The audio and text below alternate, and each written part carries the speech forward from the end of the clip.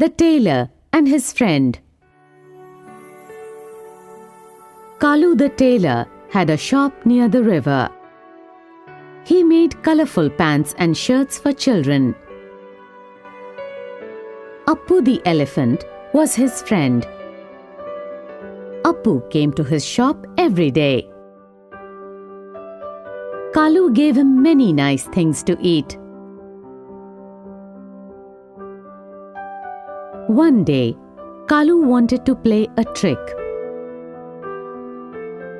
He did not give Appu anything to eat. He took out his needle instead and pricked Appu's trunk. Appu ran away in pain. 2 days later, Appu came down to the river and filled his trunk with water. He reached Kalu's shop and threw water everywhere. All the new clothes became wet. Appu shook his trunk and said, "An elephant never forgets." Kalu said, "I'm sorry, Appu. Let's be friends again." Kalu and Appu became good friends.